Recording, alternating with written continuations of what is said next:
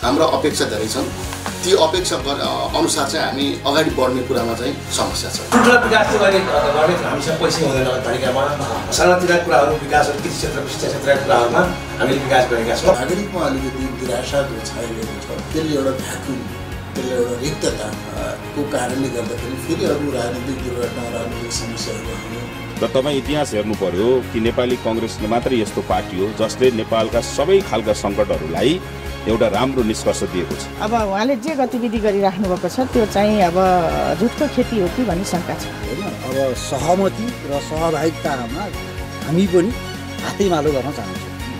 विद्रोही भूमिका होइन कि हरेक अब यसले बनाएको नगर सरकारले बनाएको बजेटहरूमा कानुन बनाउन 3 वर्षसम्म कानुन बनाउन नसकेको चाहिँ राज्यले अब कसरी यसको समाधान गर्ला भन्ने हामीलाई विश्वास छ। हामी जनताको बीचबाटै यो तल भूमिमै बसेर काम गरिरहेको कार्यकर्ता भएको हिसाबले हाम्रो अनुहारलाई यहाँका आम जनसमुदायले एउटा प्रिय सामाजिक कार्यकर्ताको रूपमा लिनुभएको छ।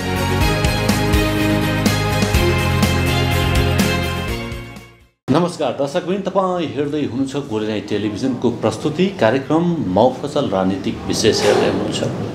विभिन्न जिल्ला नगरपालिका र वडामा हामी पुग्ने गर्दछौँ। त्यहाँका राजनीतिक व्यक्तित्वसँगको कुराकानी लिएर आउने गर्दछौँ।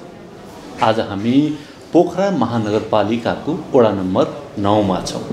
यहाँको राजनीतिक अवस्था के छ अथवा चाहिँ यहाँका नेताहरू के गर्दैछन्, कसरी विकासका कार्यमा सक्रिय छन्, सहभागी छन्, यहाँका राजनीतिक नेताहरूले अब देशलाई कता डोर्याउने, वडा नम्बर 9 लाई कता डोर्याउने, विकास कसरी गर्ने, आगामी दिनको प्लान के छ अथवा कार्ययोजना के छन्, यसै विषय वस्तुमा कुराकानी राख्नका लागि मसँग मेरा अतिथि हुनुहुन्छ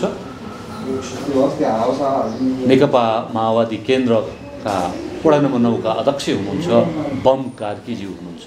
म उहाँलाई स्वागत गर्न चाहन्छु। स्वागत छ यहाँलाई। नमस्कार, धन्यवाद। आराम हुनुहुन्छ? एकदम आराम। पार्टीको अवस्था के छ?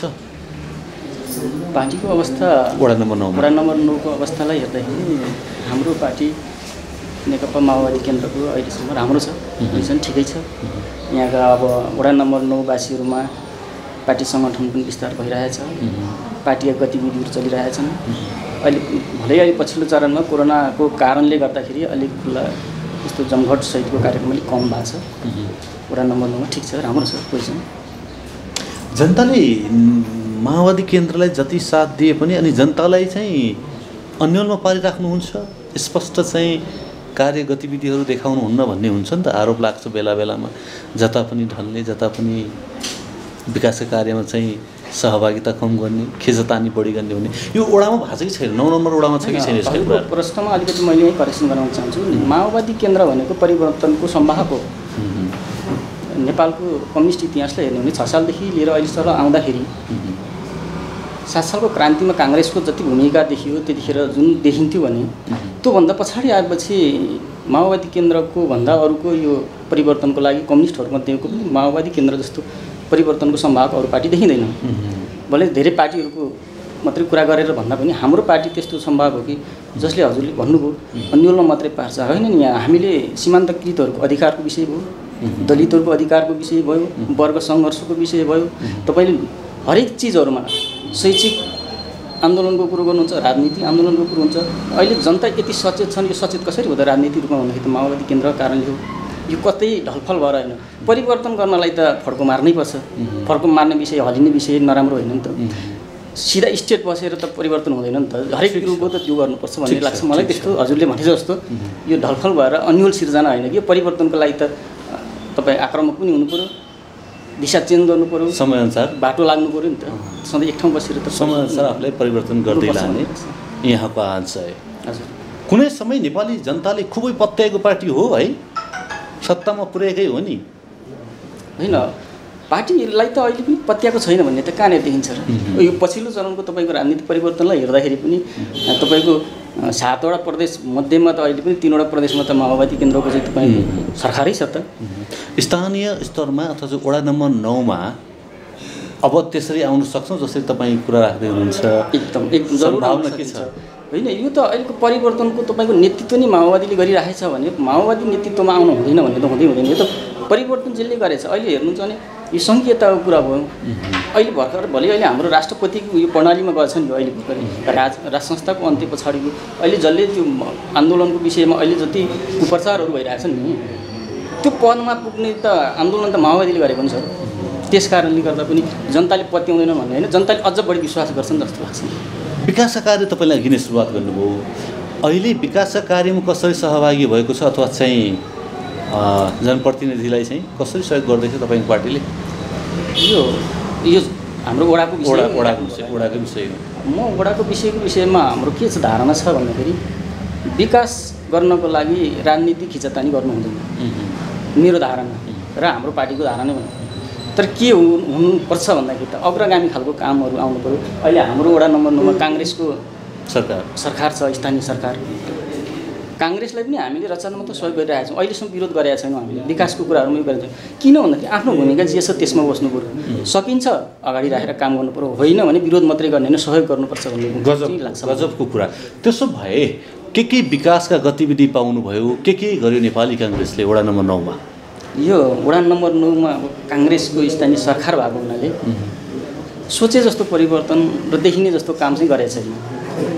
फेरि स्थानीय सरकार काङ्ग्रेसको भने काङ्ग्रेसले के आरोप नलाओस् भन्दाखेरि साथीहरूले गर्न दिएनन् भन्दैन, हामीले अहिलेसम्म अवरोध गरेका छैनौँ। किन कमजोरी भयो त उहाँले आफ्नो समीक्षा गर्नु पऱ्यो। उसले आफ्नो जो जितेर हाम्रो स्थानीय सरकार हुनुहुन्छ चलाउनु भएको छ, के अरे त्यसको प्रतिनिधि हुनुहुन्छ, योजनाहरू अलिक कम आएका छन् जस्तो लाग्छ। अलिकति तपाईँको मिडिया मार्फतै भन्छु, अलिकति यो निर्दलीय रूपमा अथवा यहाँका प्रबुद्ध व्यक्तिहरू हुनुहुन्छ, यो त औद्योगिक क्षेत्र भएको वडा हो कि वडा नम्बर 9 भनेको तपाईँको गण्डकी प्रदेश मध्येको मुठ हो। तर त्यसलाई अलिकति होल्ड गर्न नसकेको हो कि मेरो टिप्पणी मात्रै हो। तर केमा पुगेन कुरा राख्नु होला। तपाईँको केन्द्रमा पनि सरकार बनिरहेछ, तपाईँको भूमिका कति रहन्छ अथवा चाहिँ यो वडालाई विकास गर्नका लागि जनप्रतिनिधिको मात्र भूमिका हो कि अथवा चाहिँ बाहिर बसेर पनि तपाईँले आफ्नो पार्टीका मान्छेलाई ढकढकाएर सरकारमा भएका व्यक्तित्वलाई ढकढकाएर यो वडाको विकासका लागि पहल कदमहरू चाल्नु पर्छ अथवा त्यो जिम्मेवारी पर्छ कि पर्दैन? एकदम होइन। जिम्मेवारीबाट त प्रत्येक नागरिक भाग्न पाइँदैन भनेपछि म जिम्मेवारी एउटा पार्टीको सङ्गठनको फेरि नेतृत्व भएको हुनाले भाग्ने कुरा हुँदैन। यस विषयमा के छ भन्दाखेरि यो जाने प्रक्रियाको विषयमा अहिलेसम्म मैले जति सक्दो गरेको छु वडा नम्बर 9 मा, जति मेरो उपस्थितिले गरेछ मलाई कम गरेछ जस्तो लाग्दैन, मलाई गरिएको छ। देखिने गरी केही भयो होला, केही नदेखिने गरी भयो होला, त्यस विषयमा मेरो भूमिका पनि छ र गर्नुपर्छ। यसमा जिम्मेवारी त लिनुपर्छ। अर्काको सरकार छ भनेर मात्रै हुँदैन, हामी पनि सरकारमा जाने लाइनमा बसेको भएको हुनाले भोलिलाई पनि त त्यो बाटो त्यो गर्नुपर्छ भन्ने लाग्छ। नेपाली काङ्ग्रेस पुरानो पार्टी पनि हो, थुप्रै कुराहरू सिक्न पनि पाइन्छ होला। के सिक्यो? किनभने भोलि सरकारमा तपाईँ पनि जानुहुन्छ होला नि, स्थानीय सरकारमा अथवा चाहिँ वडा नम्बर 9 को भोलि चाहिँ सरकारै पायो भने त सिक्ने कुरा त सिक्नु पऱ्यो। सकारात्मक कुरालाई सिकेर नकारात्मक कुरालाई त्यागेर जाने हो लाग्छ। अहिलेसम्म हाम्रो वडा नम्बर 9 मा काङ्ग्रेसको सरकार छ, उहाँसँगबाट सिक्ने कुराहरू केही छन्। अलिकति धेरै आक्रामक उहाँ देखिनु भएको छैन। हाम्रो 9 नम्बर वडाको सरकार चाहिँ देखिने गरी दुईटै कुरामा देखिनु भएन क्या। एउटा विकासको मोडलमा पनि देखिनु भएन, अनि अरूलाई तपाईँको होच्याउने अगाउने ठाउँमा पनि देखिनु भएको छैन। तर यसमा के भन्दा अलिकति विकास गर्ने विषयमा अलिकति कमै छ। यसलाई यसरी बुझौँ, सहजता तरिकाले सरल तरिकाले काम बढी गफ कम गरे हो त स्थानीय सरकारले? देखिएन क्या, काम पनि देखिएन, अलिकति कम देखियो भन्दैछु मैले। गफ पनि देखिएन। तर यसले हेर्दाखेरि के भने उहाँको विरोध आएन क्या। विरोध नआउनु पनि के हुन्छ भने मान्छे बिग्रिनुको एउटा सङ्केत पनि। विरोधले पनि के गर्छ भने मान्छेलाई सकारात्मक ठाउँमा पुऱ्याउँछ। म सोचिनुपर्छ भने विरोध आएन मात्रै भनेको स्थानीय सरकार चुप लगाएर बस्दा पनि विकास त भएन नि त। त्यस कारण विरोध पनि एउटा के हो भने पोजिटिभ बाटो हो। त्यस कारण बाटो अगाडि लाग्नको लागि त्यसले पनि काम गर्छ भन्छ। त्यो दुइटै कुरो भएन कि अलिकति त्यो चाहिँ किन मिलिरहेको छैन। फेरि बसेर पनि कुनै दिन अवसर दिनु होला। सुझाव सल्लाहका लागि बोलाउनुहुन्छ, छलफलका लागि बोलाउनुहुन्छ अध्यक्षज्यूले, हाम्रो वडा अध्यक्षज्यूले? त्यो कमी छ, मैले अघि पनि राखेको छु, अलिक कमी छ। यसले गर्दा तपाईँले पनि जानुपर्ने हुन्छ होला नि। गरिरहेको छौँ त्यो सक्ने कुरो, तर अलिक ठुलै फिगरमा देखिने खालको भएन भन्ने हो। त्यस्तो अलिकति कम भएको कारणले पनि हाम्रो कमी छ। एउटा प्रसङ्ग जोडौँ। हजुरले चाहिँ सुरुवातमै कुरा गर्नुभयो विकासका कार्य परिवर्तनका कुरामा चाहिँ माओवादी केन्द्र अग्रभूमिकामा छ। ठिक छ, त्यसलाई हामीले स्वीकार्यौँ। 33वटा वडामा एउटा मात्र महिला अध्यक्षको रूपमा पाउनु, अन्य ठाउँमा चाहिँ कतै नपाउनु, यहाँ चाहिँ तपाईँको पार्टी कतिको जिम्मेवार छ? जिम्मेवार, एकदम जिम्मेवार छ। तर यहाँनिर हामीले पोलिटिकल रूपमा हेर्ने हो, राजनीतिक रूपमा एउटा हेर्दाखेरि के हुन्छ नि, संभागको कहाँ हो भन्ने कुरो र के हो भन्ने कुरो मूल्याङ्कन गर्नमा अलिकति कमी छ। जस्तै अहिले परिवर्तनको कुरा तपाईँको प्रत्येक महिलाको विषयमा उठाउने कुरो त माओवादीले त्यति कसैले उठाएको छैन। अहिले तपाईँको समावेशी वडामा समावेशी रूपमा चाहिँ प्रतिनिधि छानिन्छ, समावेशीको यो भूमिका पनि उसै हो। तर के हो भन्दाखेरि कहिलेकाहीँ कस्तो हुन्छ भने नतिजा के हुँदो रहेछ भन्दाखेरि जान्ने विद्यार्थी पनि पोजिसनमा आउँदैन।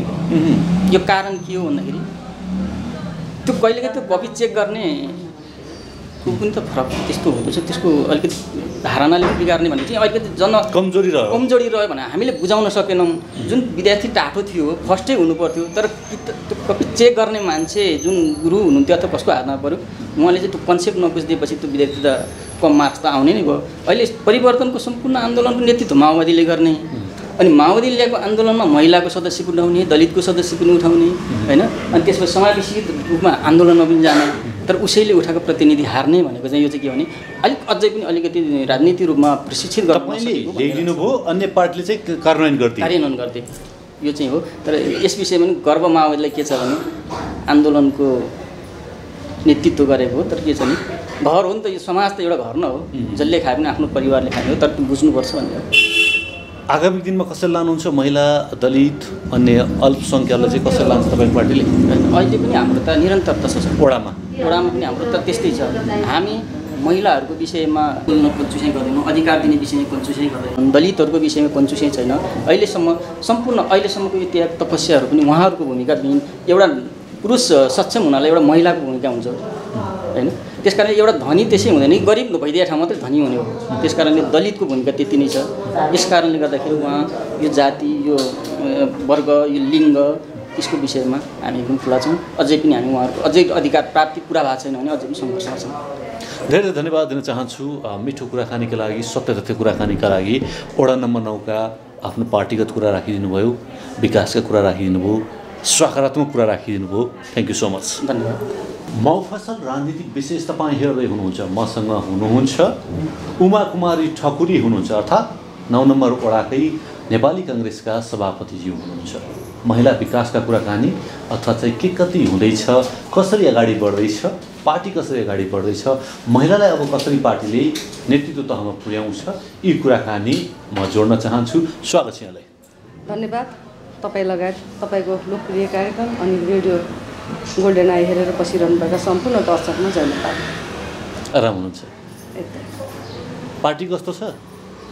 राम्रो छ।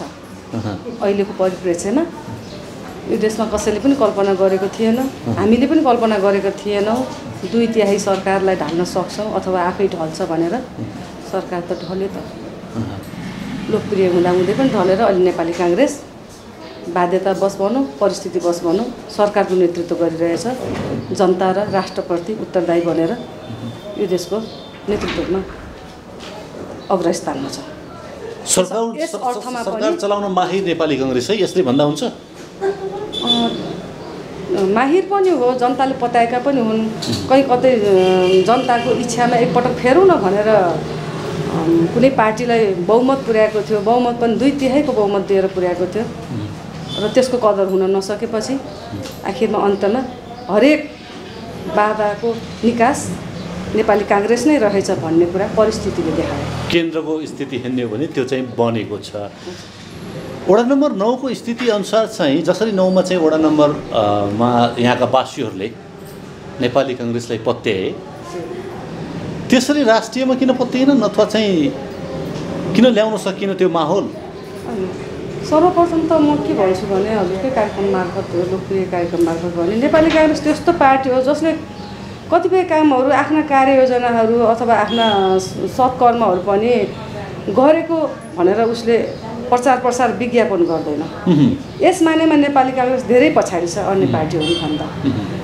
र अन्य कुराहरू पनि हुन सक्छन्, जनताको र नागरिकको कतै इच्छाहरू पनि कहिलेकाहीँ फेरिन सक्छन्।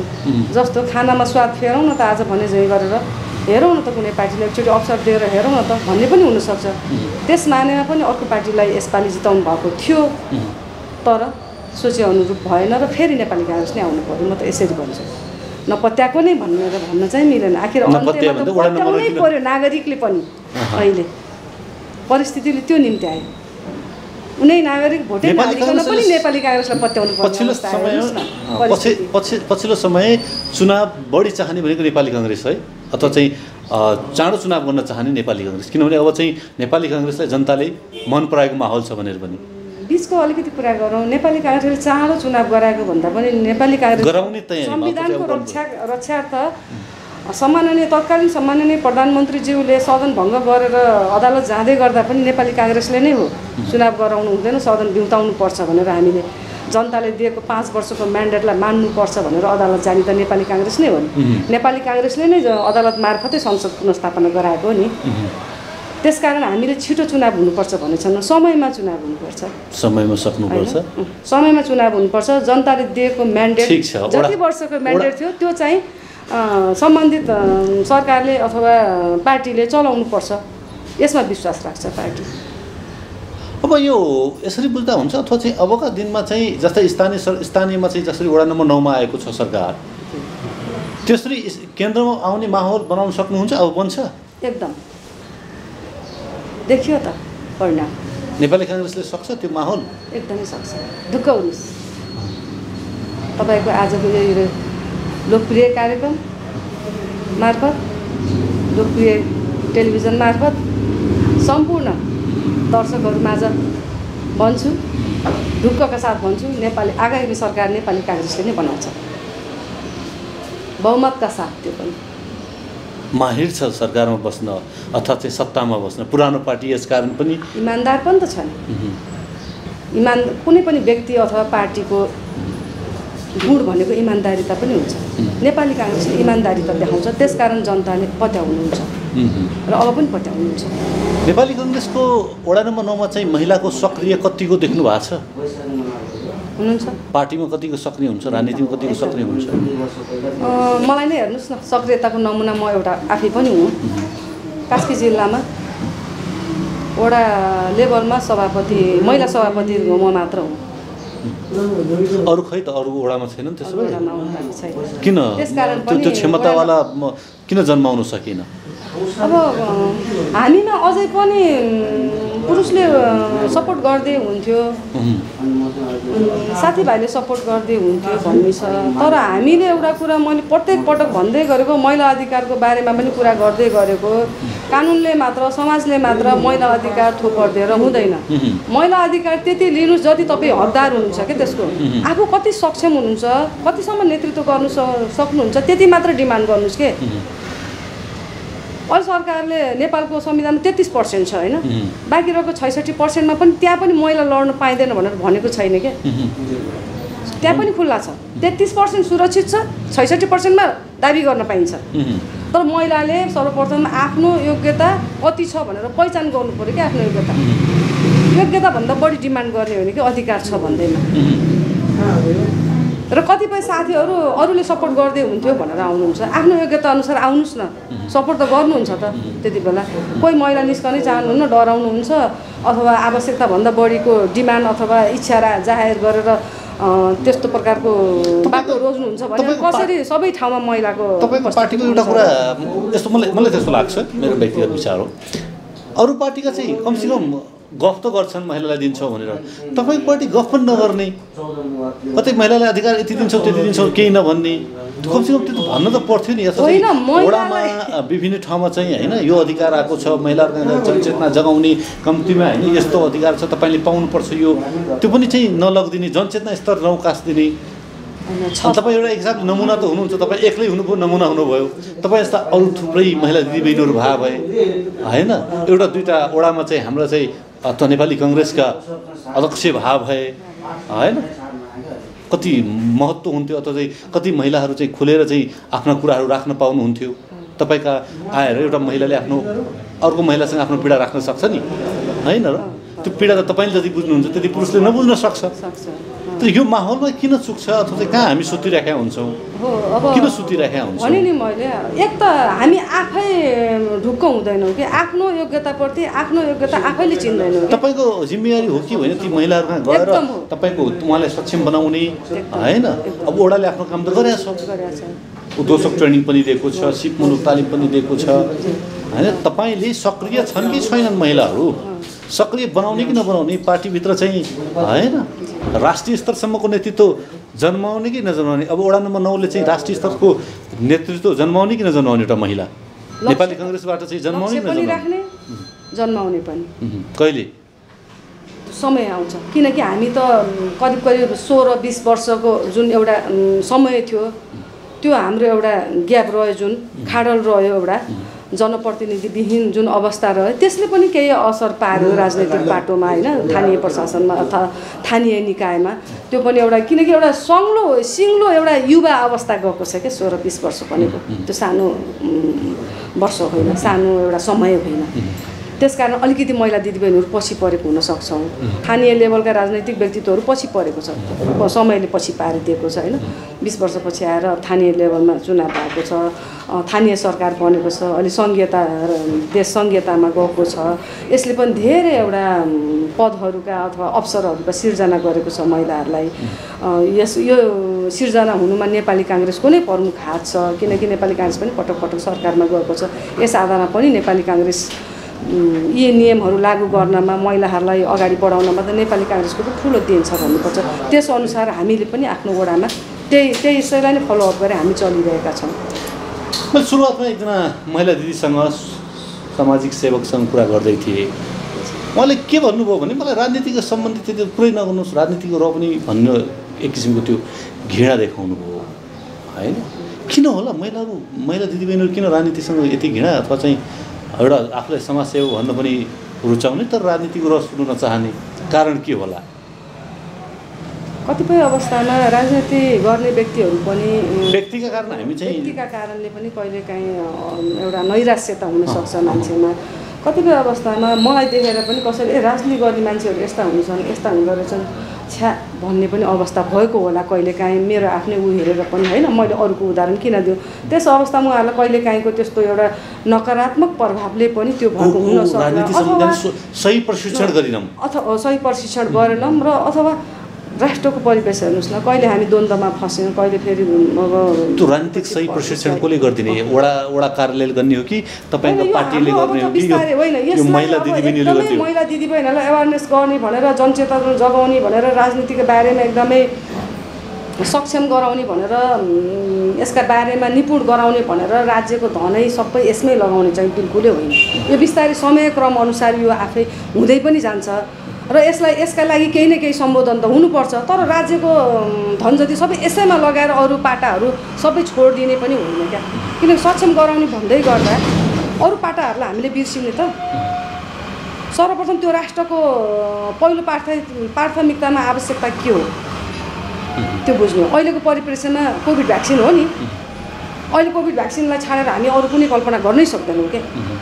त्यस्तै हो। त्यही भएर राजनीतिका विषयमा नै महिलाहरूलाई जनचेतना जगाउनुपर्छ, राजनीतिमा ल्याउनुपर्छ भनेर नै पुरै शक्ति अथवा राष्ट्र नै लाग्ने होइन नि त पटक्कै, किनकि यो त बिस्तारै हुने क्रम हो होइन।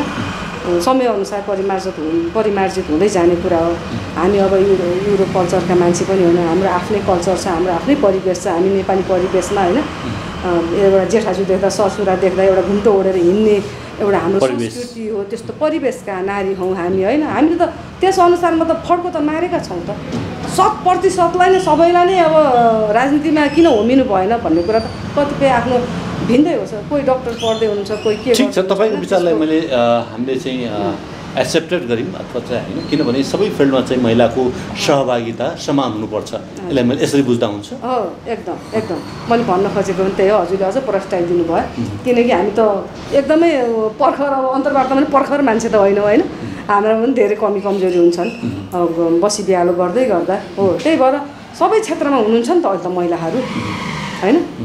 अब विभिन्न कतिपय अवस्थामा त कोटा प्रणाली नै छ, कोटा प्रणाली मार्फत पनि महिलाहरूलाई माथि तान्ने प्रयत्न गरिएको छ। महिलाभित्र पनि एउटा अर्को कुरा प्रसङ्ग यसलाई जोड्नु खोजेँ, जस्तै अन्य समुदायका होइन, जस्तै दलित समुदाय, जनजाति होइन, अशक्त महिला दिदीबहिनीहरू, उहाँहरूलाई तपाईँको पार्टीले कसरी समेट्छ होइन? उहाँलाई चाहिँ अब कसरी अगाडि बढाउँछ? कार्ययोजना छ? अब अधिवेशन पनि तपाईँको आउँदैछ, अधिवेशन त सर्यो सर्न त होइन, पार्टीभित्र चाहिँ कसरी अगाडि बढाउँछ? आगामी दिनमा हामी अब विधानसभा वडा 9 नम्बर वडामा चाहिँ के हुने भयो यसको? होइन, हामी विधानसम्म जान्छौँ। हामीमा अल्पसङ्ख्यकको लागि सुरक्षित कोटा छ, हामी जनजातिको लागि, महिलाको लागि भनेर, अपाङ्गका लागि, सम्पूर्णको लागि सुरक्षित कोटा छ हामीसँग। हामी त्यो अनुसार उहाँहरूलाई प्रमोट गर्छौँ। र यता जुन खुल्लातर्फ छ, खुल्लातर्फ पनि उहाँहरूलाई कसैलाई पनि रोकटोक छैन। जसरी 33% महिलाहरूको सुरक्षित कोटा रहेर 66% आउन पाइँदैन भनेर खुल्ला छ नि, त्यसै गरी फेरि यता पनि आउन सक्नुहुन्छ। सुरक्षित कोटा त छँदैछ, त्यसभन्दा बढी उम्मेदवार हुनुभयो अथवा आकाङ्क्षी हुनुभयो भने त फेरि प्रतिस्पर्धा गर्न त पाइयो नि त, होइन? कुनै पनि सङ्घ संस्थामा, कुनै पनि घरमा अथवा कुनै पनि राष्ट्रमा एउटा कोटा भनेको त निश्चित नै यो कुरा जोड्न मन लाग्यो। यो घरबाट राजनीति गर्ने मान्छेलाई रोकटोक हुन्छ कि हुँदैन, अथवा चाहिँ तपाईँ पो एक्लो कसरी यहाँसम्म आइपुग्नु भयो? म त त्यो पनि सोच्न थालेँ, कल्पना गर्न थालेँ। एक्लै छु भन्नुभयो, कसरी पो आइपुग्नु भयो यहाँसम्म, होइन? ती समस्याहरू होलान्, बाधा अडचनाहरू होलान्, होइन? यो घर परिवारले रोक्छ कि रोक्दैन? परिवार समाजले के भन्छ पहिला चाहिँ? प्रत्यक्ष मसँग आएर जोडिनु भयो। म अविवाहित, मैले जब एसएलसी दिएँ 46 सालमा, त्यसकारण तपाईँ एक्लै राजनीतिमा हुनुहुन्छ? म 47 सालदेखि म राजनैतिक झन्डा बोकेर हिँडेँ। 47 सालमा पनि मैले राजनैतिक झन्डा, र त्यतिखेर हाम्रो युनिसेफले सपोर्ट गर्थ्यो पोखरा नगरपालिका, तत्कालीन पोखरा नगरपालिकामा युबीएस कार्यक्रम, के अरे युनिसेफ कार्यक्रम अन्तर्गत युबीएस प्रोग्राम भन्ने एउटा कार्यक्रम लन्च गरेको थियो। हामी त्यसमा भोलिन्टियर, त्यतिखेर प्रत्येक वडामा 2 जना भोलिन्टियर राखेको हुन्थ्यो। त्यो 2 जना मध्ये संस्थापक भोलिन्टियर म पनि एकजना हो। मैले भोलिन्टियर र राजनैतिक झन्डा सँगसँगै बोकेँ। त्यतिखेर हाम्रो भोलिन्टियरी भनेको टोटल भोलिन्टियरी हो। ट्रेनिङहरूमा जाँदा, कार्यक्रमहरूमा जाँदा हामी सामान्य एउटा 10 रुपियाँ दिनको 15 रुपियाँ भत्ताहरू दिन्थ्यो हामीलाई। अनि त्यतिखेर 10-15 रुपियाँ पनि मलाई लाग्छ ठुलै एमाउन्ट हो, करिब 46-47 साल ताका। अनि हामी पालिखे चोकदेखि स्यालदुलेसम्म हामी प्रत्येक डोर टु डोर प्रोग्रामहरू, खोपका लागि, कहिले केका लागि हामी जनचेतना गराउँ। त्यति बेला त अब हाम्रो सञ्चारको साधन पनि सर्वसुलभ थिएन। कहिले काहीँ फोन गर्नु पऱ्यो भने वडा कार्यालय नै धाएर जानु पर्ने, त्यो अवस्थाको, त्यो जमानाको मान्छे हामी। त्यसरी जाँदै गर्दा पब्लिकसँग एकदमै नजिक हुँदै गर्दा र जानी नजानी सामाजिक क्षेत्रमा हिँड्दै गर्दा म यसरी यहाँसम्म आइपुगेको आजको मितिसम्म। र घरमा बुवा हुनुहुन्छ र आजको मितिसम्म मेरो व्यक्तिगत रूपमा भन्नुपर्दा मलाई कुनै रोकटोक छैन। र राजनैतिक रूपमा वडा नम्बर 9 मा मैले पोलिटिक्स गर्दै गर्दा पनि मलाई साथीभाइहरूले सधैँ नै प्रमोट गरिरहनु भएको छ आजका मितिसम्म। कुनै त्यस्तो होइन उमा तिमी अयोग्य भन्ने त्यस्तो आवाज चाहिँ मैले आजका मितिसम्म पाएको छैन। र मलाई यति धेरै पुल पुलाउने पनि यही वडा नम्बर 9 नै हो भन्ने मेरो ठम्याइ छ। कास्की जिल्लामा एउटा मात्र सभापति भन्ने एउटा सबै, यो तपाईँलाई त गर्वको कुरा होला, होइन? एउटा मात्र सभापति भन्दाखेरि त्यही अनुसार सबै साथीभाइ पनि एउटा घरको पनि म्यानेज गरेर राजनीति गर्ने मान्छेहरूले प्रायः जसो लेख्नुहुन्छ क्या। पेसा के हो भन्दा प्रोफाइलमा उहाँको राजनीति, म उहाँहरूलाई भन्न चाहन्छु क्या। पेसा कहिले पनि राजनीति होइन, राजनीति भनेको त सेवा हो क्या। मैले अघि नै यो प्रसङ्ग उठाएको थिएँ, सेवा हो क्या एकजना व्यक्तित्वसँग, होइन? प्रोफाइल फेर्नुहोस् कसैको छ भने, पेसा के हो भन्दा राजनीति कसैले लेख्नुहुन्छ भने फेर्नुहोस्। पेसा त कुनै गर्नुपर्छ राजनीति गर्नुकै लागि। यता राजनीतिमा हिँड्दै गर्दा आफ्नो एउटा 2 गाँस खाने जाउलोको लागि अर्को एउटा पेसा हुनुपर्छ, तब बल्ल विकास हुन्छ। यो घर परिवारले रोकथोक गर्न अथवा चाहिँ घर परिवारले थोरै खुलस्त राखिदियो भने बल्ल महिलाहरू खुला हुन्छन्, बल्ल अगाडि आउँछन् तपाईँको विचारमा? कि तपाईँ जस्तै सिङ्गल जीवन बिताएर चाहिँ मात्र राजनीति गर्न सकिन्छ, सभापति बन्न सकिन्छ? अन्यथा नलिनु होला, सकारात्मक ढङ्गले लिनु होला। मेरो कतिपय सहपाठीहरू हुनुहुन्छ, मभन्दा अग्रज पनि हुनुहुन्छ, पञ्चायतकालदेखि राजनीति गर्दै आउनुभएका पनि हुनुहुन्छ। उहाँहरू एउटा नाति नातिनाको अभिभावक भएका हुनुहुन्छ, उहाँहरूले पनि गरिरहनु पर्छ त राजनीति। मिलाउनु पऱ्यो नि त, अरूले मिलाइदिनु त होइन नि त, आफूले म्यानेज गर्ने हो। बिहान उठेर 7 बजे खाना बनाउनु हुन्थ्यो नि, अलिकति 5 बजे 6 बजे उठेर खाना बनाएर त हामी फिल्डमा निस्कन सक्छौँ। एकदम महिलाले चाहिँ जिम्मेवारी बढी है, घर परिवारको जिम्मेवारी, सामाजिक जिम्मेवारी। त्यसो भन्दै गर्दा मैले अब महिलालाई लान्छना लगाउनु खोजेको होइन। हजुरले पनि यसो भन्दै गर्दा महिलालाई बढी भयो भन्दा आजभोलि त महिला पनि त कमी छैनन् नि त। 2-3 दिन बासी त्यो फ्रिजमा राखेको बुढो त्यहाँ भात राखेको छु तताएर खाऊ है म हिँडेँ भनेको पनि त महिलाहरू छन् नि त। त्यो भनिनु भने अधिकार पनि त खोजिन्छ। अधिकार चाहिँ कसले खोज्दिने नि फेरि? म त पुरुष अधिकारमा व्याख्या गर्ने मान्छे हो। गजब। तपाईँको गाउँको पाखो बेचेर केटो साउदी उड्यो, उड्नको लागि काठमाडौँ गएको छ, अनि बुढी चाहिँ भोलिपल्ट पोखरा ल्यान्ड भइसक्यो। मैले अरू सिटीको नभने आफ्नै सिटीको नाम ल्याएँ उदाहरणको लागि। बुढो त उड्नै बाँकी छ, टेकअप हुनै बाँकी छ। बुढी त झरिसकिन् त, यहाँ ल्यान्ड भइसकिन् नि त पोखरा। केही समस्याहरू चाहिँ निम्ति आएको छ, त्यस्तो पनि छ नि त हाम्रोमा।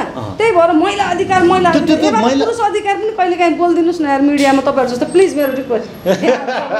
कम्तीमा पनि त्यो पुरुष तपाईँको छोरा हो, बाउ हो, काका हो, भतिजा हो, भाइ हो, त्यतातिर पनि सोच्नुहोस्। पीडा पक्कै पनि पुरुषको छ। यहाँले भनेको कुरालाई चाहिँ म आत्मसात गर्न चाहन्छु, त्यस्ता कुराहरू आउँछन् पनि। तर पुरुषमा यो बाहिर नआउनु कारण चाहिँ अब होइन ठ्याक्कै किन नआउने भन्नु? पुरुष सत्तात्मक भावले हजुरहरूको पोल खोलिदिउँ। त्यसले गर्दाखेरि हो पुरुष पीडित भयो भने छर छिमेकमा टोल छिमेकमा लौ न भने नामर्दा एउटा स्वास्नी तलाएर खान सक्दैन। समाजले भन्ने यही हो। तपाईँले पनि भन्नुहुन्छ, मैले पनि भन्छु, अरूले पनि भन्छ। अब कानुनी बाटो रोजेर जाऊ, प्रहरी के भन्छ, मान्छेले बाघ तलाएर खान्छन्, तैँले श्रीमती तलाएर खान सक्दैनस्, तेरिमा गदा कहाँ जाओस्? पीडा छ क्या। महिला त रुँदै अब हातमा पसेर लतार्दै गइदिएसिन् भइहाल्यो। पीडा त पुरुषलाई छ त। मर्द हो भनेका छन्, पेल्या छन्। त्यो मर्द पनि त कसैको छोरो हो नि त। हाम्रो अभियान के हो भने तपाईँले भने पनि ठिक छ, महिला पुरुष पनि पीडित छ, महिला पनि पीडित छ। हामी कुनै मान्छे पीडित नहोस् र सबैले समान अधिकार पाओस्। समान अधिकारका लागि तपाईँ राजनीति गर्दै हुनुहुन्छ। अधिकार भन्दा नि आफ्नो कर्तव्य के हो त्यो कर्तव्य निर्वाह गरौँ क्या। अधिकार छाडौँ एकछिन। सबैले आफ्नो पहिला पनि चलेको थियो त हाम्रो घर परिवार त, घर जम राम्रै चलेको थियो त। खालि अहिले त्यो डलर प्रवृत्तिको यो हाम्रो राष्ट्र त अमेरिका त होइन नि त, हामी त युरोपका त होइनौँ नि त। हामी नेपाली कल्चरका हुन् त, एकैचोटि फर्को मार्ने हो र भने समय लाग्छ। हामी पहिला जेठाजु ससुरा देख्दा पहिला नातो बाँधेर हिँडेको, एकैचोटि अनि जाँगे लाएर हिँड्ने त भने बिस्तारै परिमार्जन हुनुहोस्। समयलाई परिमार्जन गराउनु महिलाले मुख्य भूमिका खेल्नुहोस्, अनि न समयमा परिवर्तन आउने हो। एकैचोटि अब विदेशी रात्रि निकायबाट एउटा डलर पठाएर सेमिनार गरेकै भरमा परिवर्तन हुन्छ र? त्यस्तो परिवर्तनले हामीलाई दिगो विकास दिन्छ र? हाम्रो घरजम रहन देला र? विदेशमा त के छ उहाँहरू हाम्रो त सातै जुनी तिमी र म सँगसँगै भन्ने कसम खाने प्रकृतिका नागरिक हौ नि, त्यस्तो देशका नागरिक हौ नि। एकै जुनीमा सातौँ पटक बिहा गर्ने नागरिक त थिएनौँ नि त हामी त। हेर्नुहोस् त कस्तो थियो समाज, कस्तो भयो। त्यही भएर सबै कुरा विदेशीको इसारामा, विदेशी जस्तै। अझ म त अर्को एउटा हजुरले नसोधेको मलाई भन्नै मन लागेको बाल अधिकारको कुरा के, त्यो नानी बाबुलाई पिट्न नि पाइँदैन रे, काम गराउनु पनि किन पाइँदैन? विदेश हो र? विदेशमा पो आमाको गर्भबाट झर्ने बित्तिकै सरकारले पाल्छ, हाम्रो पनि पाल्छ। अब त्यो बच्ची एउटा बिहान पानी खाने डोकोमा पाखामा गएर उसले एक डोको पर्सेउला लिएर आएर खन्याएर भैँसीको भकारामा खन्याएर अनि बिहान छिटो भात खाएर ऊ स्कुल कुदेर जान्छ, बेलुका आउँछ फेरि अनि होमवर्क गर्न बस्ने मकैसकै खान्छ। त्यो हो त हाम्रो कल्चर। हाम्रो आर्थिक विकास हुनु पर्यो, समग्र विकास भयो भने त्यसपछि अनि यहाँ चाहिँ बच्चा छुनै पाइँदैन। के हुन्छ बालबालिकाले भात पकाउनु सिकेर के फरक पर्छ? बाबुआमालाई बच्चाले काम गर्न सघाएर के फरक पर्छ? ठिक छ, सहयोगी भावनाको विकास। किनकि तपाईँ हामीले नै हो यसबारेमा पनि सोच्नुपर्छ अझै पनि। विदेशमा जस्तो बौद्धिक विकास हुनु पर्यो भन्ने यहाँको विचारलाई सम्मान गर्दै आगामी राजनीतिको यात्रा पनि राम्रो रहोस्, सफल रहोस् भन्ने शुभकामना व्यक्त गर्दै आभार व्यक्त गर्न चाहन्छु। Thank you so much. यहाँसम्म हेरेर हामीलाई साथ दिनुहुने, गोल्डन आई टेलिभिजन हेरेर बस्नुहुने सबैमा र यहाँ हजुरलाई र प्राविधिकमा सघाउनु हुने र यसका डाइरेक्टरज्यूलाई पनि म हार्दिक आभार व्यक्त गर्दै यो कार्यक्रममा संयोजन गरिदिनु हुने हाम्रा युवा नेता दिपेन्द्र मर्सानीलाई पनि विशेष धन्यवाद दिँदै यहाँहरूसँग फेरि पुनः भेट्ने बाचा चाहिँ सम्पूर्णमा जानु पाइरहेछु। धन्यवाद। मैक्सको मैक्सिमम अफर। मैक्स नेट टिभीमा 150 भन्दा बढी एचडी च्यानलहरू, सबैभन्दा बढी एचडी च्यानलको साथमा हाई स्पिड इन्टरनेट 20 देखि 100 MBPS सम्मको इन्टरनेट प्याकेज अब सातै प्रदेशमा। अबको connection Max Net Solutions. Max TV जडानको लागि सम्पर्क गर्नुहोला। Max digital TV, two way भनेकै मैक्स टिभी। लेखनाथको मुटु अर्घौचोक अनि अर्घौचोकमा अवस्थित विशाल एग्रो स्टोर्स। तपाईँ हाम्रो दैनिक जीवनमा अति आवश्यक पर्ने ताजा तरकारी, फलफूल, खाद्यान्न लगायत सम्पूर्ण सामानहरू चाहिएमा हामीलाई सम्झनुहोला। हाम्रा सेवाहरू दूध, दही, खाद्यान्न तथा ताजा लोकल तरकारी, फलफूल, सुपथ तथा होलसेल मूल्यमा पाइनुका साथै होम डेलिभरीको पनि व्यवस्था रहेको छ। साथै सम्पूर्ण पार्टी प्यालेसको सहजतालाई मध्यनजर गर्दै सम्पूर्ण सामानहरू सुपथ मूल्यमा डेलिभरी गरिने जानकारी पनि गराउँदछौँ। विशाल एग्रो स्टोर्स, पोखरा 27, लेखनाथ चोक, प्रोपाइटर विष्णु लामिछाने। सम्पर्क 98560 33822, 98560 81768 र 98058 66215। के तपाईँ नयाँ घर बनाउँदै हुनुहुन्छ? यदि हुनुहुन्छ भने ढुक्क भएर एडी ट्रेडर्सलाई सम्झिनुहोस्। हामी तपाईँलाई गुणस्तरीय सामान उपलब्ध गराउनेछौँ। हाम्रा सेवाहरू टोयलेट तथा बाथरुमका लागि आवश्यक सामानहरू जस्तै कमोड, धारा, बेसिन, पाइपहरू, घर बनाउँदा आवश्यक पर्ने सम्पूर्ण हार्डवेयरका सामानहरू पाइनुका साथै प्लम्बर पनि उपलब्ध गराइन्छ। सम्पर्क AD traders, Pokhara 10 Ram Bazar, Kalika Chowk. Phone number 061 432 551, 98 161 83 577, 98 460 35 282। Proprietor Hari Dulal. आजको लगानी भविष्यको सुनिश्चितता, सुन्दर अनि आकर्षक व्यक्तित्व देखिनका लागि रेखा सुन चाँदी पसल। हाम्रा सेवाहरू रानीहार, मिनिहार, सिक्री, चोकर, छड्के तिलहरी, कण्ठगेडी, नौगेडी, कटारे गेडी, फुलगेडी, चन्द्रहार, हमले माला, बीज बन्दा, सिरफुल, चन्द्रमा क्लिप, औठी, कर्की बिया, औठी बेरुवा, औठी छापा, कुसे औठी, पाउजु, बिच्छी कङ्गन, चुरा, बाला, हात्ती पुच्छर बाला, ठुला साना पञ्चरत्न, तिलहरी, जन्तर, पेङ्लिङ, साथै तयारी सुनका आकर्षक गहनाहरू, चाँदीका गर गहना तथा सामानहरू अर्डर अनुसारको गर गहना, राशि अनुसारको बहुमूल्य रत्न पत्थरहरू चाहिएमा हामीलाई सम्झनुहोस्। रेखा सुन चाँदी पसल, Bagar 1, Pokhara. Phone number 061 536 452, 98 041 35 504। Proprietor Amrit Gahatraj. सपना, लगन, मेहनत, साधना, समर्पण, सफलता, खुशी, सौभाग्य, सुन्दरता, खेलका लागि आत्मविश्वास, सुनका लागि विश्वास। कमल सुनचाँदी दोकान प्राली। हामी कहाँ सम्पूर्ण डिजाइनका सुनचाँदी तथा हिराजडित गरगहनाहरू पाइनुका साथै अर्डर अनुसार तयार पनि गरिन्छ। पुराना सुनसँग नयाँ गरगहना साटफेर तथा खरिद बिक्री गर्नका लागि कमल सुनचाँदी दुकान प्राली, न्यू रोड पोखरा, साङ्ग्रिला बैंकबाट एक घर माथि, कफी बिया सँगै। हाम्रो सेवा म्याग्दीको बेनी बजारबाट पनि सञ्चालन भइरहेको छ। सम्पर्क 061 521 558, मोबाइल नम्बर 98 576 40 911। पोखराको मुटु चिप्लेढुङ्गामा अवस्थित Himalayan garden market Chipledhunga. Nepali Congress party कार्यालय सँगै हाम्रा सुविधाहरू: निशुल्क पार्किङको व्यवस्था, बाल उद्यानको सुविधा, बाबु नानीहरू खेल्नका लागि फराकिलो र सुरक्षित स्थान, झरना, प्राकृतिक मनोरम दृश्यको अवलोकनको लागि विशेष सुविधा, सस्तो र सुलभ मूल्यमा गुणस्तरीय वस्तुहरूको उपलब्धता, खाजा र मनोरञ्जनको लागि शान्त, सफा र सुरक्षित स्थानको उपलब्धता, व्यवसाय साथै सभ्य र उत्कृष्ट व्यवहारको पहिचान। हिमालयन गार्डन मार्केट उत्कृष्ट स्थान। सीमित सटरहरू मात्र बाँकी रहेकाले इच्छुकहरूले तुरन्तै सम्पर्क गर्नुहोला। सम्पर्क Himalayan garden market, Chipledhunga 4, Pokhara, Kaski. Mobile number 98 460 32 154। वडा नम्बर 9 मा छौँ, अर्थात् चाहिँ पोखरा महानगरपालिकाका वडा नम्बर 9 का अध्यक्षज्यूसँगको कुराकानी म यहाँ समक्ष जोड्न चाहन्छु। रामराजा लामिछाने ज्यूसँगको कुराकानी, कसरी विकास हुँदैछ वडा नम्बर 9, के गतिविधि भए, कहाँ पुग्यो विकासको क्रम, उहाँकै मुखारबिन्दुबाट स्वागत छ यहाँलाई। हस्, धेरै धेरै धन्यवाद छ।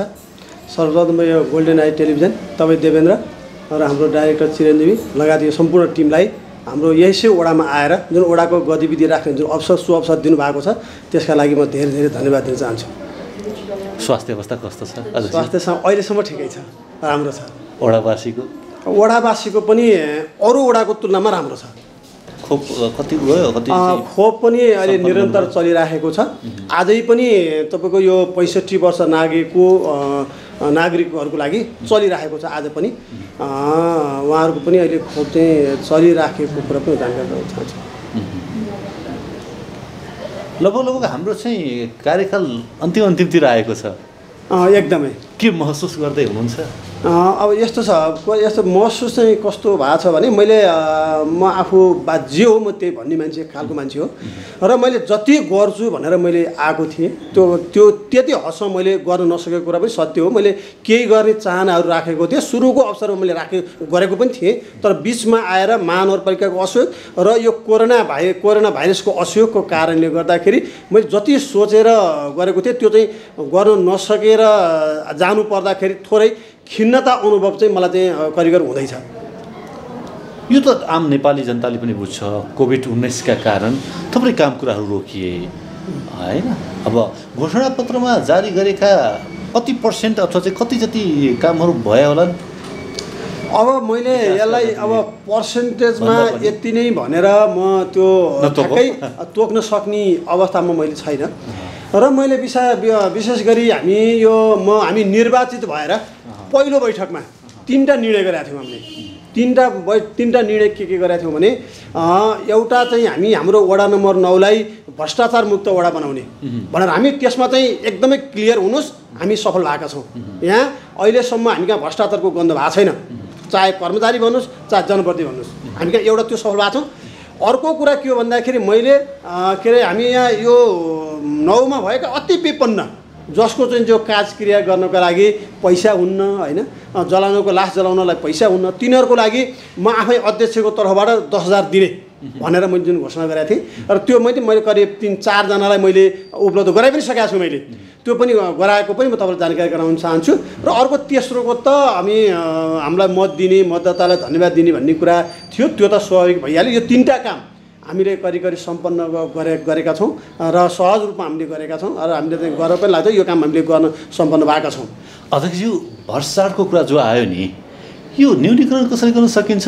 तपाईँले भन्नुभयो न्यूनीकरण गरी अथवा चाहिँ यो गन्दै छैन हैन, एकदमै राम्रो कुरा, एकदमै उत्तम कुरा। एकदमै सकिन्छ, एकदमै सकिन्छ। म तपाईँलाई के भने मान्छेलाई इच्छा शक्ति भयो भने सकिन्छ क्या।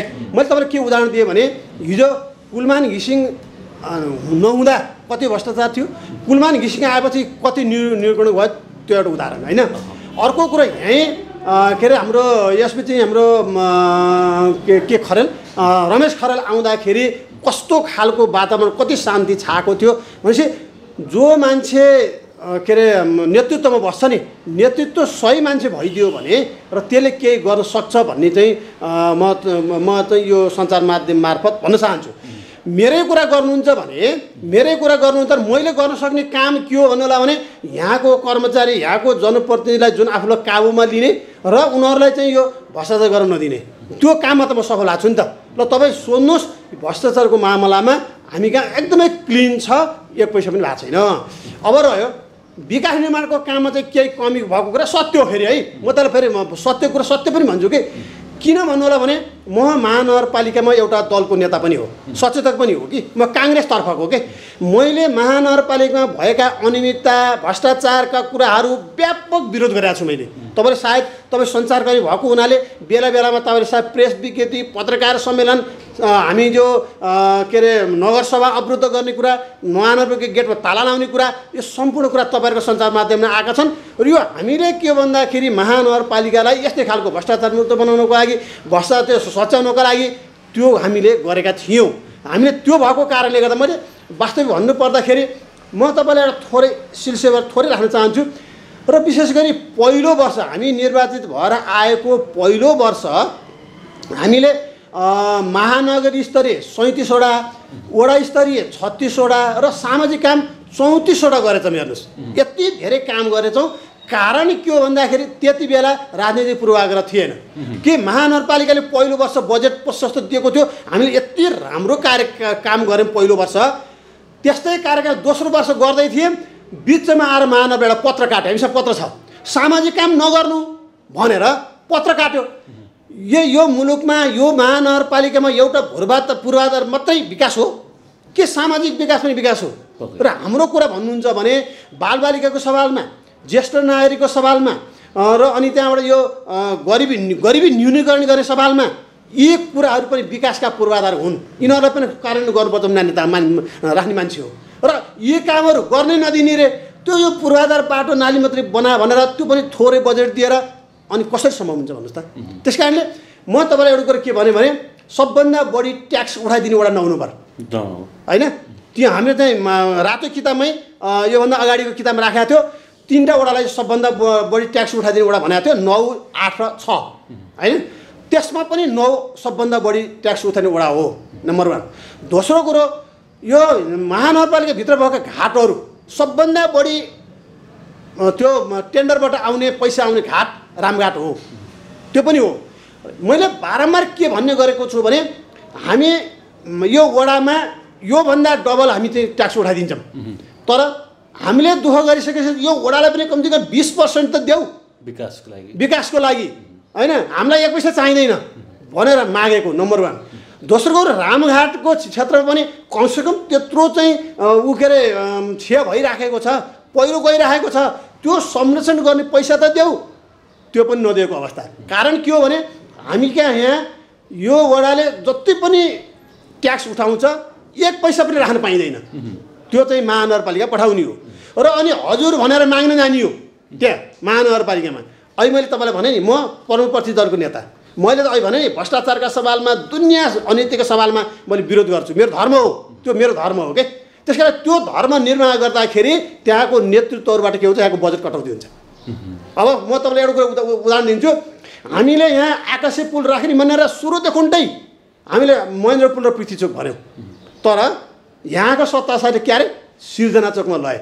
अब तपाईँ भन्नुहोस् चाहिने महेन्द्र पुल र पृथ्वी चोक हो कि सिर्जना चोक हो? कारण के भन्दाखेरि त्यो वडा नम्बर 8 कम्युनिस्टबाट जितिएको वडा हो, त्यस कारणले त्यहाँ लैयो। यस्तो खालको पूर्वाधार छ कि। अर्को कुरा सुन्नुहोस्, यहाँ अन्तर्राष्ट्रिय सम्मेलन केन्द्र बन्ने भनेर यहाँ यो 3टा ठाउँ रोजिएको थियो, यो महानगरले घोषणा गरेको थियो। एउटा चाहिँ उहाँ बेगनासमा, एउटा विजयपुरमा, एउटा चाहिँ हाम्रो प्रदर्शनी केन्द्रमा। हाम्रो के अरे यो हाम्रो समिति यो वीरेन्द्र अन्तर्राष्ट्रिय समितिको डाइरेक्टर आउनुभएको थियो, उहाँले आफ्नो मातहतका इन्जिनियर पनि ल्याउनु भएको थियो। उहाँले के भन्नुभयो भने यो विजयपुर र बेगनासको त हुँदैन त्यहाँको, किनकि यो भनेको अन्तर्राष्ट्रिय सम्मेलन केन्द्र हो, यहाँ विदेशी राष्ट्राध्यक्ष आउँछन्, के आउँछन्, सेक्युरिटी सवाल छ होइन, अब त्यहाँ उज्यालोको सवाल छ, धेरै कुरा सवाल छ, त्यस कारण यो ठाउँ हुन्छ, त्यो 2 ठाउँ हुँदैन, यो ठाउँ दिनुहोस् भनेर भन्नुभयो उहाँले। भन्दाखेरि हाम्रो महानगरपालिका प्रमुखले दिनु भएन। उहाँ मका आउनुभयो, आइसकेपछि उहाँले के भन्नुभयो, तपाईँ वडाबाट दिनुहोस्, म प्रधानमन्त्रीका कुरा गर्छु भन्नुभयो। हामीले तत्काल उहाँले 9 बजे भन्नुभएको, हामीले तत्काल उतिखेर वडाको बैठक राखेर त्यसलाई चाहिँ यो अन्तर्राष्ट्रिय सम्मेलन केन्द्र बनाउनु दिनुपर्छ भनेर हामीले लेख्ने त उसलाई होइन, हामी त महानगरपालिका देऊ भन्ने हो। महानगरपालिकालाई पत्र काटेर बोधार्थ मैले अन्तर्राष्ट्रिय सम्मेलन केन्द्र डाइरेक्ट साल दिएँ र उहाँले हुन त मैले आफूले गर्व गरेँ होइन, फेरि अन्यथा नमान्नु होला, त्यहीँ भन्नुभयो बाफ रे बाफ तपाईँ जस्तो हुनुपर्ने, वास्तवमा यति फास्ट तपाईँले निर्णय गरेर दिनुभयो, तर चाहिँ महानगरपालिका गरेन भनेर निराश भएर जानुभयो। आज त्यो अन्तर्राष्ट्रिय सम्मेलन केन्द्र बुटवलमा बनेको छ। पोखरा बन्नुपर्ने अन्तर्राष्ट्रिय सम्मेलन केन्द्र बुटवलमा बन्यो हेर्नुहोस् है, यहाँ नदिएर। त्यस कारणले अब रह्यो अहिले हाम्रो चाहिँ हाम्रो दिपेन्द्रले कुरो उठाउनु नत्र बस पार्कको विषय सुन्नुहोस्। बस पार्कको विषय हामीले सुरुदेखि भनेको यो बनाउनु पर्छ भनेर। वडाको बजेट भनेको तपाईँ 70-80 लाखको आउँछ, त्यो भनेको 9 करोड चाहिन्छ, 9-10 करोड चाहिन्छ, हाम्रो त क्षमता छैन। र त्यसै कारण बारम्बार भन्यौँ हामीले, भन्दा तपाईँको 76 फागुनको 10 गते चैत मसान्तसम्म 75 फागुनको 10 गते मेरै संयोजकतामा 7 र 8 को अध्यक्ष र सदस्य हाम्रो तत्कालीन सचिव चाहिँ लोकदर्शन द्वारा सदस्यजी भएर समिति बन्यो। हामीले तत्कालीन त्यही बेला चैतको 29 गते हामीले बैठक राखेर त्यो सम्पूर्ण कुरो भ्याएर हामीले 76 को वैशाख 6 गते हामीले बगैँचाले ब्यानर राखेर करिब 181 पेजको यत्रो ठुलो बुक छ, त्यो बोकमा सम्पूर्ण गतिविधि राखेर हामीले दिएका छौँ। हामीले भनेका छौँ त्यहाँ यहाँको सुकुम्बासी बस्तीलाई व्यवस्थापन गरेर यो बस पार्क बनाऊ भनेर ए टु जेड क्लिन पारेर हामीले पत्र दिएका छौँ। हामीले त्यति बेला हामी प्रत्येक टोलमा गयौँ, हामी नापी कार्यालय गयौँ, मालपोत कार्यालय गयौँ, यति धेरै कसरत गरेर हामीले दियौँ, जबकि त्यो भएन। नगरसभामा मैले हाम्रो मुख्यमन्त्री पृथ्वी सुब्बा गुरुङ उहाँ मुख्यमन्त्री के अरे परमपति भएर आउनुभएको थियो। मैले बोलेँ, म त दलको नेताको तर्फबाट मलाई बोल्न दिन्थ्यो। मैले बोलेँ यो बस पार्क बन्नेवाला छैन, किन भन्दाखेरि यहाँ यो बस पार्कलाई नेकपाको भोट ब्याङ्क बनाइएको छ। जहिलेसम्म यो भोट ब्याङ्क बन्छ तहिलेसम्म यो बस पार्क बन्दैन। म त्यति बेला भन्दै आएँ मैले, त उहाँकै सामुन्ने भन्दै आएँ मैले। तर हुन त उहाँले बन्छ त भन्नुभयो, तर आज बस पार्क नबन्नुको कारण त्यो हो कि।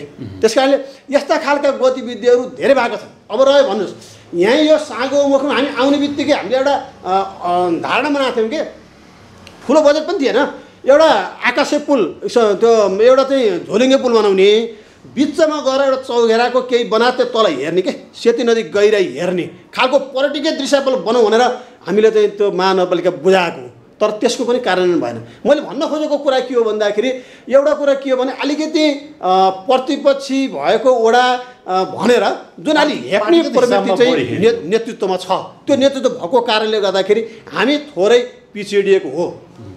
अब रह्यो तपाईँलाई मैले अहिले भनेको थिएँ सुरुको वर्षमा हामीले चाहिँ त्यो खालको थिएन, आएको थियो। हामीले अहिले पनि भने मैले रिपिट गरेँ, मैले हाम्रो महानगर स्तरीय 36वटा अनि वडा स्तरीय 37वटा र अनि सामाजिक 34 भनेको थिएँ मैले। त्यति बेला हेर्नु हामीले यहाँ हाम्रो चाहिँ यो चाहिँ वडा दुई थरीको छ। एकातिर तल्लो भेगमा अति विपन्न परिवार छन्, माथिल्लो भेगमा असाध्यै सम्पन्न परिवार छ क्या। हामी कहाँ 810 घोरी त सुकुम्बासी बस्ती छ। यो दुईटालाई कसरी सम्बोधन गर्ने भनेर हामीले हेर्नुहोस्, हामीले लेखाको तालिम दियौँ, वक्तृत्व कलाको तालिम दियौँ। त्यो कसलाई दियौँ त भन्दा यो माथिल्लो बेल्टलाई के, जो चाहिँ बिचरा त्यो माथिल्लो बेल्टमा के अरे फेसबुक चलाएर बस्छन्, सिरियल हेरेका छन् होइन। त्यसले गर्दाखेरि मान्छेको त्यो मानवीय विकास भएन के। त्यसरी उनीहरूलाई घरबाट बाहिर ल्याउनुपर्छ भनेर हामीले कार्यक्रमको दियौँ। उहाँहरू आउनुभयो, यति जागरुक हुनुभएको छ। हाम्रो यहाँ अझ पुरुषभन्दा महिलाहरू असाध्यै एक्टिभली हाम्रो वडा नम्बर 9मा काम गरिराख्नु भएको छ। मलाई एउटा गर्व पनि के लाग्छ भने हाम्रो यहाँको वडा सदस्यहरू, हाम्रो टोल विकास संस्थाहरू, हाम्रो न्यु रोडको उहाँ समितिको अरू पनि हुनुहुन्छ, हाम्रो यहाँका पार्टीले पनि सहयोग गर्नुभएको छ। मैले त अन्यथा भन्दिनँ, पार्टीले पनि सहयोग गर्नुभएको छ। मलाई चाहिँ किन हामीले यहाँ सबैको सहयोगको कारणले गर्दाखेरि हामीले अहिले चाहिँ काम गर्न मलाई सहज पनि भएको छ, गरेका छौँ। असहयोग भन्नुहुन्छ भने महानगरपालिका भएको छ, सत्य कुरा मैले वास्तविक कुरा भन्नुपर्छ। असहयोग भनेको महानगरपालिका भएको छ। हाम्रो वडामा चाहिँ कसैबाट त यस्तो असहयोग छैन, एक दुई घटना बाहेक। अब रह्यो अहिले मैले तपाईँलाई भन्नु सक्दिनँ मलाई। अनि रह्यो अब तल्लो बस्तीलाई के गर्ने भन्दा तल्लो बस्तीलाई हेर्नुहोस्, हामीले गुडिया बनाउने तालिम दियौँ होइन, अनि त्यहाँबाट बुटीको तालिम दियौँ होइन। यति राम्रो गुडिया, यति राम्रो बुटीकोहरू बनाउनु भयो, मलाई गर्व लाग्यो कि। मलाई चाहिँ हामी सामान्य त्यो सामानहरू दिएर हाता दिएर के अरे 7 दिनको एउटा थियो, एउटा चाहिँ 10 दिनको थियो बनाउँदिएको। कति राम्रा चिजहरू बनाउनु भयो क्या। त्यसपछि उहाँहरूले हामीले यो चिफ्रे ढुङ्गामा र उसमा बस पार्क त्यो पोखरा कम्प्लेक्समा 2टा सटरहरू हामीले उहाँ अनुरोध गरेर त्यो सामानहरू राख्नु पनि दियौँ कि। उहाँले राख्नु पनि भयो कि उत्पादन गरेको सामानहरू, तर भइदियो के भने बिक्न गाह्रो भयो। कारण के हो भन्नु होला भने इन्डियाबाट मिसिनबाट आएको सामान सस्तो पर्दो रहेछ, हामी कहाँ हातले बनाएको सामान चाहिँ महँगो पर्दो रहेछ हेर्नुहोस् होइन। अनि एकचोटि वर्ल्ड ब्याङ्कको गरिबी निर्णीकरण कार्यक्रम भनेर आएको थियो, त्यसमा मेयर साहब र म चाहिँ सहभागी भएको थियौँ कि। मैले त्यहाँ क्वेसन राखेँ, वर्ल्ड ब्याङ्कको कार्यक्रममा राखेँ, हामी कहाँ यस्तो परिस्थिति आयो, तपाईँ गरिबी निर्णीकरण भन्नुहुन्छ, गरिबीका कारणले गर्दाखेरि यस्तो सामान उत्पादन गर्नुभएको छ, मिसिनले बनेको सामानले त्यो महँगो भएर त्यो बिग्न सकेन, यसको उपाय के छ भन्दाखेरि उहाँले अलि हल्का उत्तर दिनुभयो कि। उहाँले हाम्रो चाहिँ त्यो वर्ल्ड ब्याङ्कको मान्छेहरूले कि तपाईँ चाहिँ यो बैदाममा गएर लेकसाइडमा गएर सामानहरू चाहिँ त्यहाँ बेच्नुहोस्, त्यहाँ बिक्छ भन्ने खालको गतिविधि गर्नुभयो। त्यसको कारणले गर्दाखेरि हामी त्यो पनि गरेको। अर्को कुरा भन्नुहुन्छ भने हामी कहाँ यहाँ ज्येष्ठ नागरिकहरूलाई त्यो अब के गर्ने, ज्येष्ठ नागरिकको बिचरा होइन, उहाँ त अब मन्दिरमा जाने, अब भजन कीर्तन गर्ने भएको कारण उहाँहरूका लागि हामीले राम मन्दिरमा 1 लाखको सामान किनिदियौँ भजन कीर्तनको। अब शान्ति घाटमा 1 लाखको सामान किनिदियौँ कि उहाँलाई भजन कीर्तन गर्ने दिन बिताउनुहुन्छ होइन। अब आयो दलित बस्तीको लागि हामीले चाहिँ त्यो बस पार्कमा पञ्चे बाजा 1 लाखको किनिदियौँ, पञ्चे बाजा के। एक त हाम्रो संस्कृतिको जग्गा नै हुने होइन, अर्कोतिर त्यो गरिबी निर्णय पनि हुने, उनीहरू काम गरेर खान पाए नि त। त्यसबाट हामीले त्यो खालको गतिविधि गरेको र यस्तो खालको गतिविधि अहिले मैले सम्झना बस्छ यसरी गरेको यस्तै खालको गतिविधि हामीले धेरै गर्यौँ। मलाई भन्नुहुन्छ भने हामी अहिले विशेष गरी वडा नम्बर 9 मा बालमैत्री वडा घोषणा गर्नुपर्छ भनेर हामी धेरै कामहरू प्रत्येक वर्ष नेपाल सरकारले भनेको छ के अरे बालबालिकाको लागि चाहिँ 15% बजेट छुट्याउ भनेर भनेको छ। स्कुल र प्रत्यक्ष बजेट गरेर हामीले हरेक वर्ष त्यो छुट्याएका पनि छौँ, काम पनि गरेका छौँ। हाम्रो यो 2टा टोलहरू हाम्रो मेयर साहबले र के उपमेयर साहब हामीले त्यहाँ संयुक्त हामीले घोषणा गरेँ 2टा टोललाई। र अब हामी अहिलेको राउन्डमा चाहिँ हामी अब यो वडालाई नै बालमैत्री टोल घोषणा गर्ने भनेर हामी घोषणा गर्दैछौँ। र एउटा कुरा के भन्छ भने मेरो चाहिँ धारणा के हो भन्दाखेरि हामी यो बाटो नाली मात्रै विकास होइन के, यो त हामी चाहिँ सामाजिक रूपान्तरण के पनि विकास हो नि, त्योतर्फ हामी विशेष गरी हामी ध्यान दिएर लागेका छौँ कि त्यसरी चाहिँ अहिले हामी चाहिँ काम गरिरहेका कुरा गरौँ। अध्यक्ष शिक्षा समान शिक्षाका विषयमा जो विवाद यहाँ उत्पन्न भइराखेको हुन्छ अथवा सबैले एउटा किसिमको शिक्षा कहिले पाउने अथवा चाहिँ यो नियमावली जो छ यो कसले परिवर्तन गरिदिने हो अथवा चाहिँ यसमा कसको जिम्मेवारी हुने हो? अब यो अध्यक्ष अथवा चाहिँ एउटा अध्यक्षको सुनवाई त त्यहाँ भएन होइन भने अब अहिले सरकार पनि नेपाली काङ्ग्रेसकै छ, के छ अब सुनवाई हुने सम्भावना हुन्छ अथवा चाहिँ के हुन्छ यसको चाहिँ अब कसरी जाने शिक्षालाई चाहिँ कसरी सम्हाल्ने? यो शिक्षाको सवालमा के हुन्छ भन्नु होला नि, मैले अहिले तपाईँलाई विशेष गरी यो नेपालको महानगरको भन्दा म विशेष वडामा जोड्न चाहन्छु। वडामा हाम्रो चाहिँ विशेष गरी 3टा सामुदायिक विद्यालय छन् र एउटा हाम्रो पोखरा बहुमुखी कलेज छ र अनि अरू चाहिँ निजी बोर्डिङ स्कुल र कलेजहरू पनि छन् होइन। र यहाँ अलिकति के छ भने यहीँ फेरि सगरमाथा स्कुल पनि छ है। अब त्यो सगरमाथा स्कुल तपाईँको त्यो टिनको टरमा छ है, त्यहाँको विद्यार्थीहरू हायर सेक लेभलको हुने होइन। हामी कहाँ एकदम त्यो भौतिक पूर्वाधारले सम्पन्न अब हाम्रो महेन्द्र मावि पनि छ, हाम्रो नवपराध स्कुल व्यस्त उहाँ हुनुहुन्छ, हाम्रो त्यो पनि छ होइन। तर पनि थोरै अलिकति यो चाहिँ कमजोरी भन्ने के भन्ने अलिकति विद्यार्थीको त्यो गुणस्तरमा चाहिँ फरक छ कि सगरमाथा स्कुलको चाहिँ कति टपर छ तर हाम्रो यहाँ कम छ। यसमा एउटा कुरा के हो भने फेरि अर्को कुरा बोर्डिङ स्कुलका चाहिँ कम तलब दिनलाई त्यो भर्खरका एसएलसी पास 12 पास पनि ल्याएर पढाएका छन् र पनि राम्रो भएको छ। तपाईँको सरकारी स्कुलमा त तालिम प्राप्त टिचरहरू छन् कि सरकारले तालिम दिएको छ, प्रशस्त मात्रामा तपाईँको तलब पनि दिएछ कि र तर तिनीहरूको चाहिँ कमजोर हुने। यो विषयमा चाहिँ एकदमै गम्भीर भएर चाहिँ सोच्नुपर्ने विषय भएको छ, हामीले सोचेको नि हो होइन। र पनि सोचेर हामीले अहिले एकदमै कडाइ गरेर हाम्रो दिवेन्द्र यहीँ हुनुहुन्छ उहाँले पनि केही सुधार भएको छ है। अहिले नवपराध स्कुलमा पनि उहाँले एकदम सुधार गर्नुभएको छ र उहाँले +2 पनि थप्नु भएको छ, अहिले अझ +2 थप्नु भएको छ 2टा विषयको। र अहिले महेन्द्रमा पनि पहिलाभन्दा सुधार भएको छ, राम्रो भएको छ। किनकि बोर्डिङमा जस्तो होइन यहाँ गएर हुँदो रहेछ भनौँ न, राम्रो त नभनौँ हुँदो रहेछ भन्ने कमसेकम त्यो त बनाएको छौँ नि त। एउटा दुःख लाग्दो कुरा के हो भने म हेर्नुहोस् जहिले पनि गरिबको पक्षमा काम गर्ने मान्छे हो हेर्नुहोस् है। किन भन्दाखेरि गरिबलाई सहयोग गरियो भनेदेखि उसले आशिष दिन्छ क्या हेर्नु, तर गरिब यसले गर्ने काम गरे धनीले भन्दैन क्या। त्यस कारण म जहिले पनि त्यसतर्फ लाग्छु। एउटा म तपाईँलाई घटना सुनाम कि यहाँ छात्रवृत्ति वितरण गर्यो महानगरपालिकाले, हाम्रो त अर्को दलको नेताको संयोजकत्वमा छात्रवृत्ति वितरण भयो र उहाँले चाहिँ जम्मै आफ्ना नेताका छोराछोरी र आफन्तका छोराछोरीलाई त्यो चाहिँ बाँड्नुभयो क्या उहाँले। मलाई बहुत दुःख लाग्यो किनकि जब कि हाम्रो नियमले के भन्छ भने हरेक वडाको शिक्षा समितिले दिएको नामावली त्यहाँको अति विपन्न अति गरिब अति पिछडिएका मलाई दिनु भनेर भनेको छ के। जब कि हामी कहाँ सोधिएन, मलाई मात्र रहन्छ आखिर कोही पनि सोधिएन होइन।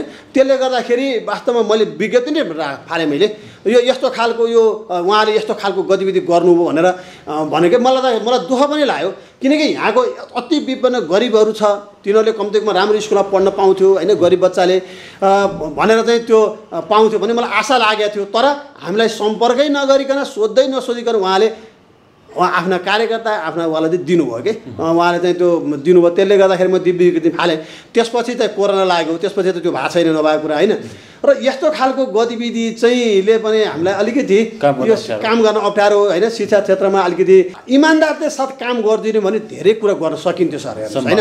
सम्भावना छ। थोरै युवाको विषयमा बोल्नुहोस्। दलितका विषयमा बोल्नुभयो यहाँले चाहिँ दलितका कामहरू के गर्नुभयो यहाँले चाहिँ राखिसक्नुभयो होइन। अब युवा जो छन् यो वडा नम्बर 9 का युवालाई चाहिँ उहाँको विषयमा के सोच्नु भएको छ? अब यो गर्नुभयो महत्त्वपूर्ण ऊ पनि हो यो त हाम्रो युवा त होइन, शक्ति अथवा देशको शक्ति होइन, वडाकै एउटा चाहिँ सम्पत्ति पनि हो होइन। त्यसले उहाँको विषयमा चाहिँ हजुरको धारणा के छ? अब यो तपाईँको युवाको विषयमा चाहिँ त म आफै अन्यलमा छु, तपाईँलाई के ढाट्ने होइन। यो युवाको विषयमा अब उनीहरूलाई रोजगारी दिने हो होइन, रोजगारी दिने अथवा चाहिँ त्यस्तै खालको गतिविधि उहाँलाई चाहिँ जस्तो चाहिँ एक्टिभिटीहरू गराउने यस्तो खालको गतिविधि गर्नुपर्ने हो। तर पनि यहाँ नभएका कारणले अधिकांश युवा विदेशीको अवस्था छ होइन, त्यसलाई रोक्न नसकेको अवस्था छ। हामीसँग यो नेपाल सरकारकै प्रदेशको यो पोलिसी पनि त्यति भएको जस्तो मलाई लाग्दैन। त्यो कारणले गर्दाखेरि हामीले खासै युवाको मात्रै भनेर पनि गर्न सकेको अवस्था चाहिँ होइन होइन। म एउटा कुरा बरु तपाईँलाई सरसफाइको विषयमा म तपाईँलाई भन्न चाहन्छु। सरसफाइको विषय एउटा कुरा के हो भन्दाखेरि हामीले त म आफै यो दलको नेता हुँदाखेरि मैले पहिलो नगरसभामा यो विषयमा सरसफाइको विषयमा जोरदार आवाज उठाएँ। मैले उठाइसकेपछि हाम्रो महानगर प्रमुखजीले चाहिँ हामी दुईवटा दलका नेतालाई 19 को अध्यक्ष र मलाई उहाँले जिम्मा दिनुभएको थियो क्यार्नी भनेर। अनि त्यसपछि हामी होर्डिङ बोर्ड र सरसफाइको जिम्मा दिएको थियो। अनि हामीले एउटा के भन्यौँ भने जुन वडाले सरसफाइ गर्न चाहन्छ त्यसलाई वडालाई जिम्मा दिउँ, जसले चाहँदैन त्यो चाहिँ महानगरपालिकाले सरसफाइ गर्ने भनेर एउटा निर्णय भयो। होर्डिङ बोर्डको विषयमा हामीले के निर्णय सजेसन दिएको थियौँ भने सार्वजनिक स्थलका भएका होर्डिङ टोटल्ली हटाइदिउँ र जसको निजी घरमा बनाएको छ होर्डिङ बोर्डहरू त्यो चाहिँ नगरपालिकाको मापदण्डमा राखौँ भनेर हामीले सुझाव दिएका थियौँ। तर त्यसको कार्यान्वयन गर्नुको साटो महानगरपालिका हाम्रो प्रमुखले के गरिदिनु हो भने सरसफाइको जिम्मा हाम्रो 13 को अध्यक्षलाई दिनुभयो होइन, होर्डिङ बोर्डको चाहिँ हाम्रो 10 को अध्यक्षलाई दिनुभयो के। जसले गर्दाखेरि हामी वडाले सरसफाइ गरौँ भन्दा वडाले सरसफाइ गर्न नपाएको एकदम दुर्भाग्य कुरा हेर्नुहोस्। नत्र भने हामीले एउटा प्लानिङ बनाएको थियौँ कि वडाले आफै गाडी किन्ने र अनि के अरे प्रत्येकको घर घरमा गाडी पुर्याउने सरसफाइ उठाउने अनि शुल्क तोक्ने लिने र वडालाई एकदम सफा सुग्घर बनाउने भनेर योजना बनाएको। तर योजना हामीले चाहिँ कार्यान्वयन गर्न पाएनौँ कि। र अर्को कुरा के हो भन्दाखेरि हेर्नुहोस् वास्तवमा यहाँ सरसफाइ गर्ने भनेर ठेक्का लगाइदियो रहेछ कि, ठेक्का लगाइदियो रहेछ होइन। त्यसपछि मैले बारम्बार टोलबाट गाडी आएन भनिसकेपछि मैले ठेकदारलाई बोलाएँ। मैले ठेकदारलाई बोलाउँदाखेरि के भन्छ भने होइन तपाईँहरूमा बेलुका भेटौँ भन्छ मलाई त। अनि मैले के भने म तपाईँसँग बिहान पनि भेट्दिनँ बेलुका पनि भेट्दिनँ, तपाईँ वडामा आउनुहोस्, वडामा आएर प्लानिङ गर्ने कुन्टलमा कतिखेर जाने के भने प्लानिङ गर्ने हो। प्लानिङ गरेर कहाँ छ मलाई त्यस्तो चाहिँ त्यो उसमा चाहिँ पलमा नभए म कहीँ आउनेवाला छैन। मैले सिधै भने मैले भनिसकेपछि अनि उहाँ आउनु भएन। नआइसकेपछि पछि बिस्तारै अलिअलि त कम त भयो। र अनि अर्को कुरा के भन्दाखेरि हामी विशेष गरी अब तपाईँलाई भने यो महानगरपालिकाको असुविधा मैले बारम्बार भन्ने गरेको छु। आज पनि हेर्नुहोस् महानगरपालिकाको 2टा गेटमा फोहोरका डुङ्गुर हुन्छन् हो कि नि। हेर्नुहोस् त महानगरपालिकाको गेटमा डुङ्गुर हुन्छ अनि महानगरपालिकाको सभा हुन्छ, कसरी कल्पना गर्नु भन्नु त। र त्यसो भएर हामीले चाहिँ विशेष गरी हामी रात्रिकालीन बिचरा यहाँ महिलाहरूको जम्मै हाम्रो जनप्रतिनिधिहरू न्यू रोडमा चिप्लेढुङ्गामा नयाँ बजारमा हामी गऱ्यौँ। धेरै सरसफाइका कामहरू हामीले गऱ्यौँ। उहाँ रात्रिकाल उन्काउनु भयो कसले ल्याउँछ भनेर 1,60,000 त जरिवाना समेत तिराएको सुन्नुहोस् है। र अझ तपाईँको यो महेन्द्रपुलबाट यो भुपो चौतारासम्म र अनि यो बिपी चोकबाट नगरपालिकासहित हामीले चाहिँ सरसफाइ पूर्ण घोषणा पनि हामीले गर्न सफल भयौँ। यसरी चाहिँ हामीले वडा नम्बर 9 मा हामीले धेरै काम गर्दै पनि जति गर्न सकिन्थ्यो त्यो चाहिँ गर्न नसकेको सत्य हो। तर यसको लागि चाहिँ मैले तपाईँलाई अहिले पनि भने म प्रतिपक्षी दलको नेता भइराख्दाखेरि महानगरपालिकामा भएका गति उजागर गरेका कारणले महानगर असहयोग भएका कारणले गर्दा हामीले चाहिँ वास्तवमा 9 मा भने जति काम गर्न सकेको कुरा पनि सत्य हो। फेरि त्यसको भएको कारणले गर्दा हामी समन्वय गर्न खोज्दै पनि हामीले केही छुटे होइन। अर्को कुरा अहिले हामी यहाँ एउटा शब्दागृह बनाएको छ कि काठमाडौँ पछिको दोस्रो शब्दागृह हो यो। कस्तो भने तपाईँको के अरे 4 घन्टामा डढ्ने चिज 1 घन्टामा डढ्छ। 4 क्विन्टल लाउनेमा 1 क्विन्टल दाउराले हुने गरी अत्याधुनिक मेसिन चाहिँ लिएर आएको काम पनि गरिरहेको थियो। भरे त्यहाँको टोलवासीले होइन हामीलाई त गन्ध आयो धुवा आयो भनेको हुनाले त्यसलाई मर्मत गरेर गर्ने भनेर अहिले त रोकिएको अवस्था त छ नै होइन। र पनि हामीले अब त्यो खालको पनि त्यो गतिविधिहरू अब त्यो खालको चाहिँ हामीले गरिराखेको चाहिँ अवस्था चाहिँ छ। यहाँका वडावासीले 9 नम्बर वडावासीले तपाईँले यत्रो राम्रो काम गर्नुभएको छ, पक्कै पनि जनताले मूल्याङ्कन गर्नेछ, मूल्याङ्कन पनि गरेको छ, माया पनि गरेको छ, तपाईँलाई ममता पनि गरेको छ, मनमा पनि बस्नु भएको छ। र अब चाहिँ तपाईँलाई कहाँ देख्ने, अब यसपछिको पाइला कहाँ हो, राजनीतिक पाइला कहाँ हो, अबको चाहिँ यहाँको जनताले के आशा राख्ने तपाईँप्रति? यो मेरो बारेमा अब भन्नुहुन्छ भने मैले अब यो मिडिया काम गर्ने इच्छा हुँदा हुँदै पनि समय कम पर्यो होइन यस्तो भयो। मिडिया मार्फत अहिले मेरो त इच्छा आकाङ्क्षाहरू पार्टीका भोलि महानुहारका यो भन्नतिर नलागौँ अहिले होइन। र पनि एउटा कुरा के हो भन्दाखेरि अब मैले आफूले चाहिँ मान्छेको इच्छा हुन्छ नै के माथि चढ्ने इच्छा जसको पनि हुन्छ, त्यो चढ्ने दौरानमा प्रयास गर्ने दौरानमा अवश्य छु, त्यसमा दुविधा रहेन होइन। तर म कहाँ पुग्छु के गर्छु भन्ने कुरा चाहिँ मैले अहिले भनिहाल्ने चाहिँ अहिले हतारो चाहिँ नगरौँ होला जस्तो मलाई लाग्छ होइन। अध्यक्षज्यू समय दिनुभयो, आफ्ना यहाँका सबै गतिविधि भनिदिनु भयो, स्पष्टसँग राखिदिनु भयो, आभार व्यक्त गर्न चाहन्छु।